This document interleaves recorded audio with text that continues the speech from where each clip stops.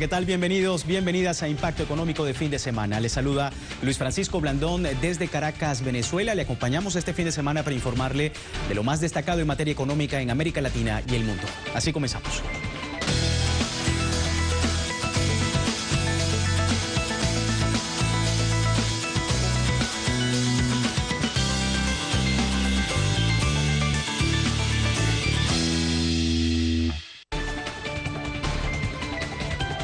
Por más de 5 décadas, el pueblo cubano ha lidiado con un feroz bloqueo económico, comercial y financiero. Y esta semana, después de tanto tiempo, los gobiernos de Estados Unidos y Cuba anunciaron el restablecimiento y la búsqueda de la normalización de relaciones diplomáticas.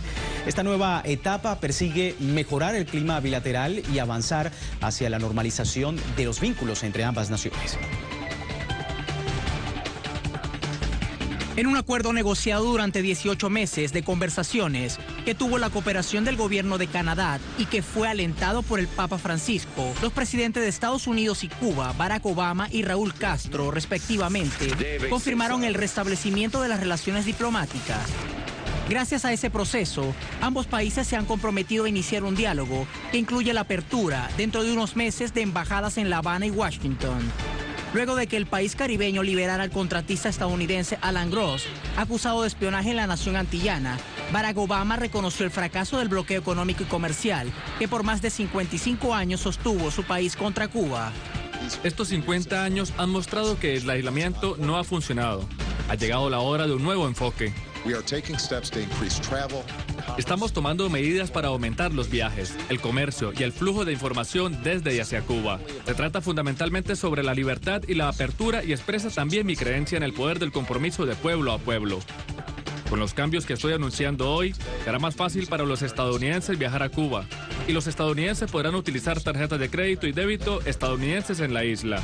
Por su parte, el jefe de Estado cubano, Raúl Castro, agradeció a las partes involucradas por la liberación de los héroes antiterroristas Gerardo Hernández, Ramón Labañino y Antonio Guerrero, quienes permanecían en prisión desde 1998 y que ahora se encuentran en La Habana.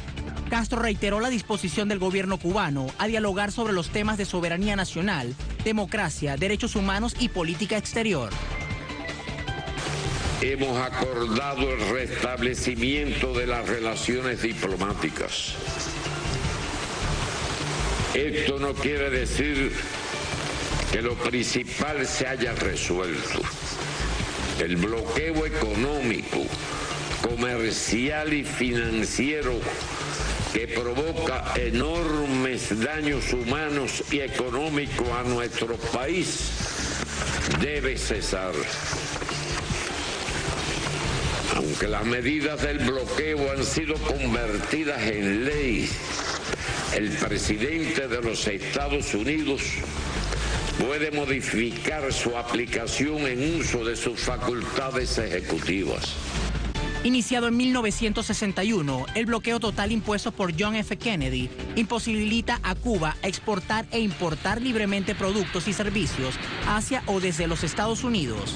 La nación caribeña tampoco puede utilizar el dólar estadounidense en sus transacciones financieras internacionales, ni tener acceso a créditos de bancos en los Estados Unidos y sus filiales en el mundo. Desde el 2010, Cuba ha registrado 130 acciones de carácter extraterritorial, de las cuales 81 de ellas fueron producidas en el ámbito financiero. Mientras que desde el año 2004, las multas impuestas por Estados Unidos a entidades por mantener relaciones con Cuba superan los 11.500 millones de dólares. Vamos ahora a otro escenario. En su rueda de prensa anual, el presidente ruso Vladimir Putin afirmó que las dificultades económicas de su país van a mejorar a pesar de que podrían extenderse por 2 años. El mandatario ruso indicó que el aumento de sueldos para 10 sectores profesionales integra el compendio de metas superadas este 2014. El presidente Vladimir Putin agregó que si los precios del petróleo continúan en descenso, las ayudas sociales para pensionados, jubilados y trabajadores estatales, entre otros, seguirán otorgándose porque es indudable el crecimiento de la economía de Rusia. El presidente Putin descartó una posible crisis financiera en Rusia, ya que a su juicio, con las reservas del Banco Central, que oscilan en unos 400.000 millones de dólares, pueden resolverse los problemas. El jefe de Estado sostuvo que las condiciones de la industria rusa mejorarán para que el país no dependa en su mayoría de la renta petrolera y así se diversifique la economía nacional.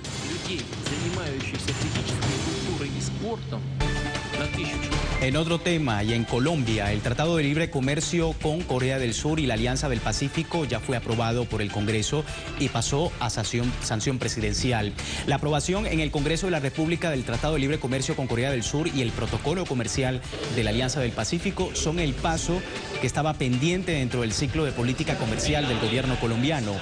Ambos acuerdos pasarán a sanción presidencial y posteriormente a control de la Corte Constitucional. El TLC con Corea del Sur ha tenido una fuerte oposición de sectores industriales porque consideran perjudicial la competencia de las manufacturas coreanas. Con el protocolo comercial de la Alianza del Pacífico, el gobierno señala que da vía libre a la posibilidad de acumular el origen de las mercancías entre las 4 economías más exitosas de América Latina e impulsa los encadenamientos productivos entre los empresarios de los países miembros. En Brasil, el ministro de Hacienda del próximo periodo presidencial, Joaquín Levy, anunció las medidas que tomará en los próximos meses y entre ellas eliminar gastos y reajustar los impuestos en la nación. Levy anunció un conjunto de medidas económicas que implementarán en los próximos meses. Entre ellos destaca la reducción de gasto y la eliminación de algunos. Para Levy, a quien se reconoce por su cercanía al modelo neoliberal, es importante que Brasil ahorre más para poder invertir y estar preparado para un contexto internacional turbulento.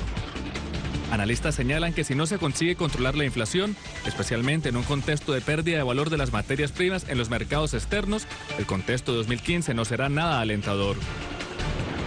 Estos ajustes se anuncian en un contexto en el que la distribución del ingreso difundido por la Encuesta Nacional de Hogares arroja que el año pasado hubo un leve aumento en la tasa de pobreza, en base a las necesidades calóricas. Además, en 2012, el 0,21% de la población registró el 46,67% de los bienes declarados. Solo el 0,9% de la población detenta entre 59,90 y 68,49% de la riqueza, siendo una de las principales fuentes los flujos de riqueza. En otro escenario, el gobierno de Irán criticó a los países del Golfo Pérsico. Alegó que debieron tomar acciones a tiempo para frenar la caída que atraviesan los precios del petróleo en el mercado internacional. El canciller iraní Mohammad Javad Zarif aseguró que el actual problema de la venta del crudo en los mercados se originó por falta de cooperación entre las naciones productoras de la región. La economía de Irán siente presiones ante el desplome experimentado del crudo, tras verse afectada por las sanciones internacionales por la política nuclear de Teherán. Recordamos que este martes el barril de petróleo cayó a $59 por barril.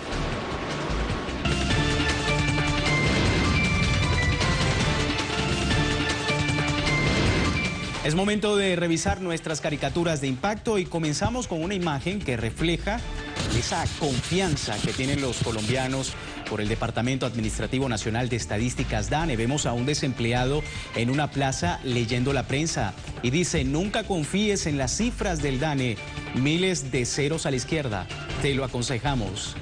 Vamos a la segunda caricatura de impacto en España, donde un dibujo donde se puede observar a quienes parece ser Luis de Guindos, ministro de Economía y Competitividad español, y el presidente de gobierno Mariano Rajoy. Los dos reaccionan frente al desalentador panorama de la pobreza. Parte también de ese humor característico en las caricaturas a propósito de esa pobreza que existe en Europa producto de las políticas neoliberales.